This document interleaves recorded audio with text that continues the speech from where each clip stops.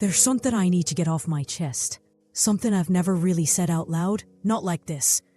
It's for the married women, the ones scrolling through life, maybe posting those perfect family photos, flashing the ring online like a badge of honor. I used to look at women like you, smug in your unions, and feel a mix of pity and something sharper. Contempt? Maybe. Don't assume every woman walking alone is just someone who missed the boat. Someone incomplete because she doesn't have what you have. Believe me, some of us had it all. The big wedding, the fancy house, the husband everyone thought was Prince Charming. Some of us fled towns, left behind cars and comfort, not because we couldn't keep a man, but because we needed to save ourselves. Marriage holds secrets, doesn't it? Wearing the veil, slipping on the ring. It's just the start. Are you really doing the work?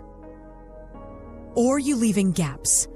Gaps that women like I thought I was now, are maybe too willing to fill. I know what you're thinking. Another bitter single woman, or worse, the dreaded other woman, trying to justify things. Maybe, but hear me out. There's this arrogance I see sometimes. A subtle looking down the nose at anyone not ticking the same boxes. You post about date nights while your home is secretly smoldering with unspoken resentment. Maybe even neglect. You judge the woman having coffee alone, wondering what's wrong with her, while your husband texts someone else under the table. I remember leaving Musoma. Okay, not Musoma exactly. That's just a place on a map that feels far enough away. Feeling like I'd escaped a fire. Left behind the arguments, the feeling of being unseen, the sheer drudgery that replaced the butterflies. I came to this city, Dar es Salaam. Again, just a name for somewhere else. Thinking I was free. Thinking I'd learned. I saw men, married men, who knew how to look after a woman, whose eyes didn't skim past you. And yes, the thought crossed my mind. If I wanted him, I could probably have him. Because maybe his wife wasn't seeing the cracks. Maybe she was too busy polishing the picture frame to notice the picture was fading. You wonder why it's so hard for a man to leave the other woman once she gets her hooks in? Maybe it's because she learned from her past mistakes. Maybe she knows exactly what not to do. She pays attention. She doesn't take him for granted. She offers excitement, understanding, maybe just appreciation. And sometimes, yes, maybe it's spite. Maybe after being condescended to one too many times by a wife who thinks her ring makes her royalty, a woman thinks, fine, let's see how your majesty likes it when I give him what you clearly aren't. Maybe we just want to take you down a peg. I used to pride myself on my understanding of life, my perspective. I saw wives who seemed limited, wrapped up in domesticity maybe, lacking a broader view. And I thought, of course he'd be drawn to someone with more depth, more conversation, more life. Someone who remembered the little things, like how he takes his coffee, or that obscure band he loved in college. Someone who didn't sigh heavily when he talked about his stressful day. It felt like a simple equation, almost Darwinian. The sharper, more attentive one wins. I watched him, the man I focused on. Saw him light up in a way I hadn't seen in years. Noticing new things. He started dressing better again. He laughed more easily. This is what happens when the services are appreciated.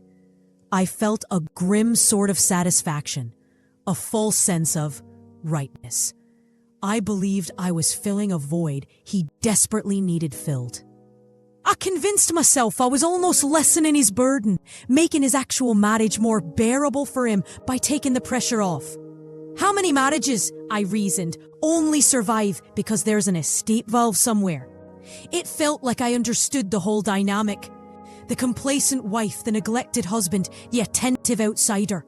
I saw it playing out exactly as I'd read about, as I'd ranted about internally. I was proving my own bitter points, and then, last week, I saw her, the wife, across a park. I hadn't seen her properly in, a long time. She was with him, laughing something he said. She tucked a stray hair behind her ear, a gesture so familiar, it hit me like a physical blow. She was wearing that green scarf, the one I bought him for our 5th anniversary, the one he'd said he loved, but then promptly forgot in the back of the closet. He'd apparently dug it out for her, and that's when the floor didn't just crack, it disintegrated beneath me. The woman I'd been railing against, the complacent wife I'd been observing, the one whose husband I felt so justified in, well, understanding, wasn't some stranger. She was the woman who took my place. The man wasn't just some neglected husband. He was my ex-husband. The house I imagined burning with conflict, it was my old house. The home I fled, thinking I was saving myself from his contempt, his abuse of my spirit. The life I left behind wasn't just wealth. In the abstract, it was our life. The life I got complacent in. The life where I stopped paying attention. Where I started sighing when he talked about his day. Where I wore my ring like armor and secretly judged the single women at work. All that bitterness, that justification, that speech I had playing in my head about other women and wives, it wasn't aimed at her. Not really. It was the echo of the woman he presumably complained about to her, back when she was the attentive outsider and I was the complacent wife. I wasn't the savvy survivor learning from past mistakes. I was just the ghost of Christmas past, haunting my own damn life. Watching the same cycle play out, only this time I was on the outside looking in, using the exact same justifications that were probably used to replace me. The irony is so thick, I could choke on it. I fled to save myself, yes, but I became the very thing I judged. And now I see her, the new wife, starting to show the same cracks I did.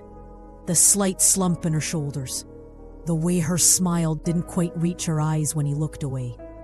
Is he starting to text someone else under the table now? Is there another woman somewhere across town thinking she understands him better? Thinking she could take him if she wanted? Learning from our mistakes? I don't have much more to say.